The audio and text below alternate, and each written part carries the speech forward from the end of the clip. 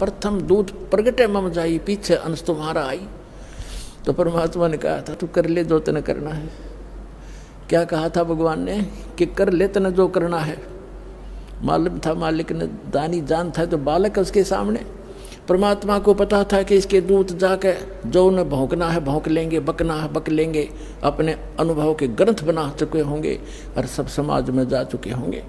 तब मैं अपना दास भेजूंगा और सदग्रंथों का ज्ञान उनको कराऊंगा।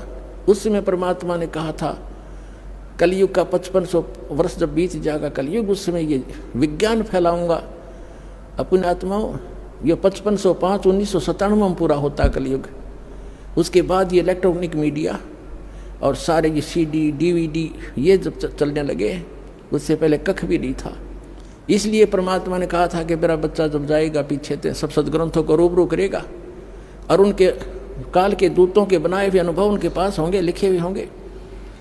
ओरिजिनल और डुप्लीकेट नोट को दिखाएगा सामने सामने करके। मेरे बच्चे मुझे समझ जाएंगे, 1 मिनट में छोड़कर मेरे पास आ जाएंगे, उनका कल्याण होगा।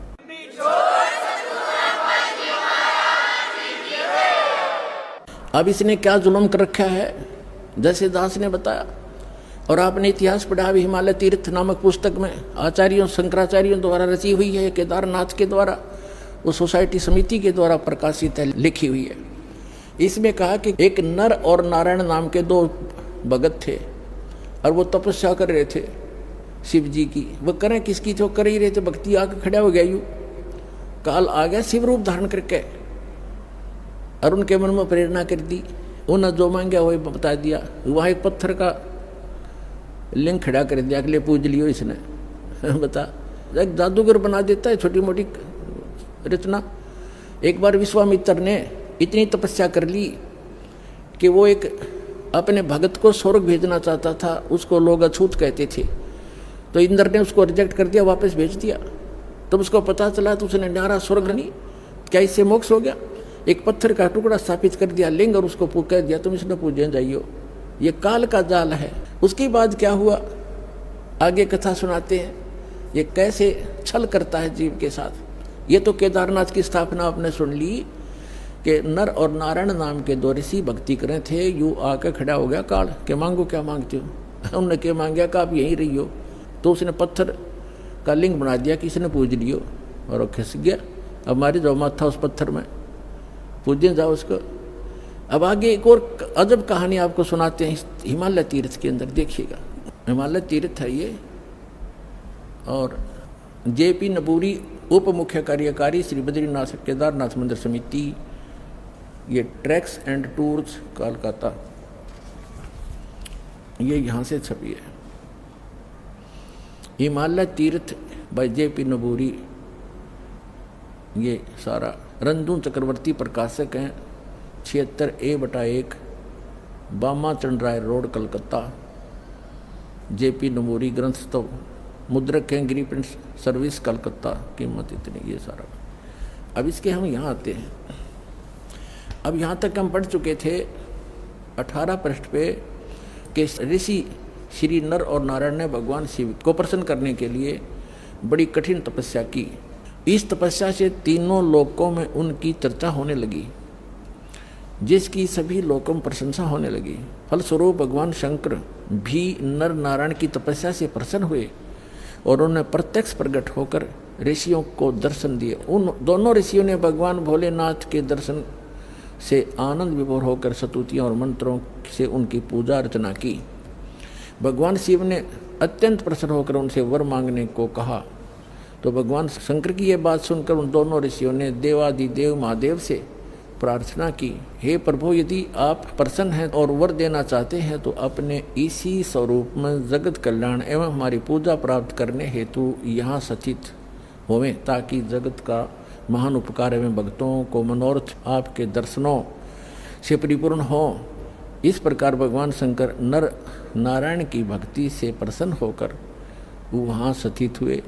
बताओ, अब कहते हैं देवादिदेव महादेव भी यदि आप हम पर प्रसन्न हों तो भक्तों के कल्याण हेतु आप सदा सदा के लिए अपने स्वरूप को इस स्थान पर स्थापित करने की कृपा करें। यहाँ आकर आपका दर्शन पूजन करने वाले मनुष्यों को आपकी अविनाशी भक्ति प्राप्त होगी। ऋषियों की प्रार्थना सुनकर भगवान शिव ने ज्योतिर्लिंग के रूप में वहाँ वास करना स्वीकार किया। भगवान शिव से वर मांगते हुए नर और नारायण ऋषियों ने इस ज्योतिर्लिंग और इस पवित्र स्थान के विषय में जो कुछ कहा हुआ है अक्सर से सत्य है। इस ज्योतिर्लिंग के दर्शन, पूजन तथा यहाँ स्नान दान करने से भक्तों, अब हम 19 पृष्ठ पर आगे हिमालय तीर्थ के लौकिक फलों की प्राप्ति के साथ साथ अचल शिव भक्ति और साथ ही मोक्ष की प्राप्ति भी सहज हो जाती है। हिमालय में केदार नामक पर्वत शिखर पर प्रतिष्ठित होने के कारण यह ज्योतिर्लिंग को श्री केदारेश्वर ज्योतिर्लिंग के नाम से जाना जाता है। केदार शब्द का शाब्दिक अर्थ ऐसे स्थान से होता है जहाँ दलदल एवं अति मात्रा में पानी हो। अब केदार क्षेत्र में यही स्थिति है क्योंकि भगवान शंकर जलधारा प्रिय हैं। नर और नारायण ऋषियों के पश्चात अन्य ऋषि मुनि व भक्तों द्वारा यह ज्योतिर्लिंग पूजित रहा। तत्पश्चात महाभारत काल में पांडव गोत्र हत्या अर्थात महाभारत युद्ध में अपने भाई बंधुओं आदि यहाँ पर देवादिदेव महादेव की आराधना की गई। अपने आत्मा ये काल क्या करता है, कैसे छल किया उसने, उनके अंदर यह प्रेरणा भर दी क्योंकि इसके रिमोट में है कि आप यहाँ स्थापित हों। उसने एक पत्थर धर दिया, लिंग पत्थर का टुकड़ा, कि इसने पूज लिया करियो। काल कह रहा मैं ऐसे भ्रमित करूँगा इन सभी को। और इसमें यह भी प्रमाण दिया है कि वहाँ उसके दर्शन करने जाने वालों को लौकिक भी लाभ होगा इस लोक का, और उनको मोक्ष भी सहज प्राप्ति हो जाएगी। अब ये 15-20 हज़ार ने तो होगी मोक्ष प्राप्ति, वो मर गए बेचारे दब के दलदल में। तो पुण्यात्मा अब भी इतने ज़बरदस्त ठोकर लगी है मानव के, अब भी आंखें नहीं खुलेंगी तो आपने भांग घनी पी रखी है काल की। परमात्मा कहते हैं कबीर ये माया अटपटी सब गठान अड़ी, और किस किस को समझाऊं या कुएं भांग पड़ी। अब उसके बाद क्या बताते हैं कि और भी वहाँ पूज्य स्थान हैं कि एक समय जैसे काल ने गीता ज्ञान देते समय श्री कृष्ण में प्रवेश करके कहा था कि अर्जुन तेरे दोनों हाथों में लड्डू, यदि युद्ध में मारा गया तो स्वर्ग जाएगा, और यदि युद्ध में जीत गया तो पृथ्वी का राज भोगेगा, आनंद करेगा, और तुझे कोई पाप नहीं लगेगा। मैंने सब मार रखे हैं, तू हो युद्ध के लिए खड़ा। उसको डरा धमका भयंकर रूप दिखा, तैयार कर लिया युद्ध के लिए। जब सारा महाभारत का नाश हो लिया, 18 करोड़ व्यक्ति मर गए लड़के, और फिर उस युधिष्ठिर को बुरे बुरे सोपन दिखाई देने लगे। फिर श्री कृष्ण जी के धार्मिक गुरु भी थे। दूसरे अध्याय के 7वें श्लोक में अर्जुन स्वयं स्वीकार करता, आप हमारे गुरु हो, मैं आपकी शरण हूँ, हमें जो यथार्थ ज्ञान हो वही बताइएगा। जब श्री कृष्ण जी के अंदर काल नहीं था, जब दोबारा उनसे समाधान पूछने गए भाई की स्थिति क्यों होगी ऐसी, तब श्री कृष्ण जी ने बताया कि जो तुमने महाभारत में बंदूकघात किए थे, सेना मारी थी, वो दुख, वो पाप तुम्हें दुखी कर रहा है, उसके लिए यज्ञ करो। और वो सारा कुछ कर लिया। फिर क्या कहा, जब श्री कृष्ण जी की भी मृत्यु होगी, उसे एक तीर मार दिया था एक शिकारी ने भगवान श्री कृष्ण के पैर में। तब ये सभी पांडव वहाँ गए। तब श्री कृष्ण जी ने कहा कि तुम मेरे शिष्य हो और मेरे रिलेटिव भी हो, मेरी एक बात सुन लेना कि तुम सभी हिमालय में जाकर गल जाना, वहाँ तपस्या करना, जब तक अंत ना हो तुम्हारे शरीर का, तुम्हारे पाप नाश हो जाएंगे जो तुमने महाभारत में किए थे, बंदूकघात किया था। तब अर्जुन के मन में शंका आई कि पहले तो जब गीता ज्ञान दे रहे थे भगवान, आप कह रहे थे आपको कोई पाप नहीं लगेगा। फिर दूसरी बार जब हम भाई के समाधान के लिए आपके पास आए थे, इनको भयंकर सौपन आते हैं, सिर कटे हुए धड़ दिखाई देते हैं, हाहाकार मची दिखाई देती है इसको सौपन में, ये भयंकर दुखी होकर बैठ जाता है। तब आपने कहा था कि आपके ऊपर महाभारत में किए हत्याओं का पाप है, यज्ञ करो, हमने यज्ञ भी कर ली।